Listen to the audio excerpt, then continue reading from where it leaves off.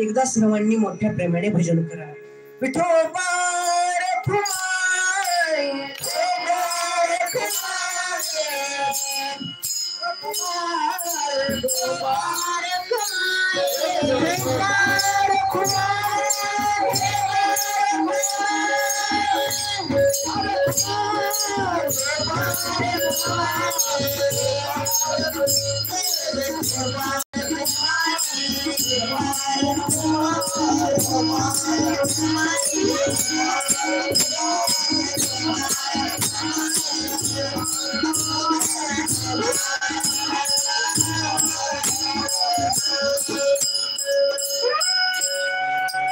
आज माऊलींचा समाधी सोहळा आणि समाधी सोहळ्याच्या निमित्त आपण सर्वांनी भजन करायचंय.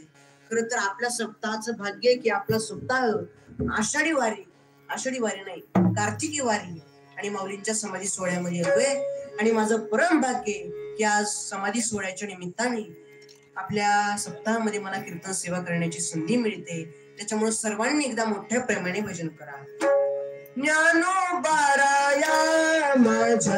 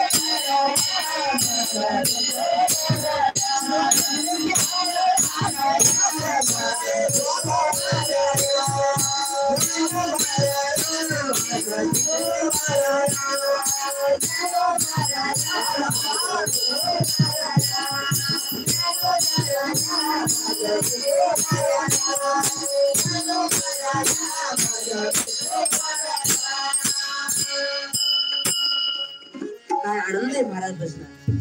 असा आनंद कुठं नाही. एक वाक्य सांगतो लक्षात आलं तर बघा. अमीर के जीवन में जितना महत्व सोने की चैन का होता है. लक्ष देऊ नाही का बरं का. अमीर के जीवन में जितना महत्व सोने की चैन का होता है उतना ही महत्व गरीब के जीवन में चैन से सोने का होता है. महाराज आपण सगळे जाणकार माणस आहेत महाराज. नाही तर काही नाही. तिकडे मी एकदा परभणीकडे कीर्तनाला गेलतो आणि मी असंच कीर्तनाचा अभंग घेतला. चुरा चुरा कर माखन खाया हिंदीतून अभंग घेतला आणि कीर्तन संपल्या पंगत बसली बायाची. बायाची पंगत बसली. जेवायला केली होती बुंदी. आपल्याकडे नुकती म्हणते आणि तिकडे बुंदी म्हणते. आणि जेवायला केली होती बुंदी आणि पंगत बसली बायाची. एक बाई म्हणली माय त्या बारक्या पोरानं कीर्तन लईच नादर केलं ग. पण ते मधातून हिंदी काय करून राहिलं काय कळलंच नाही. तिच्या शेजारची म्हणली अगं काय करायली हिंदी हान बुंदीन चल घरला. हिंदी कळत नाही इंग्रजी कळत नाही. असंच आमच्या गावातल्या 10-15 महिला पंढरपूरला गेले आणि तिथे एक फॉरेनची बाई आली. कुठली फॉरेनची म्हणजे दुसऱ्या देशातली बाई आली. आणि तिने ते पांडुरंगाचं मंदिर पाहिलं. ती म्हणली ओ वा वंडरफुल. काय म्हणायची. वंडरफुल म्हणजे सुंदर. ती पुन्हा म्हणायची ओ वा वंडरफुल. आमच्या गावातली बाई म्हणली अय भावाने वंडरफुल नाही पंढरपूर आहे पंढरपूर. हिंदी कळत नाही इंग्लिश कळत असं शांती खटकळ हाती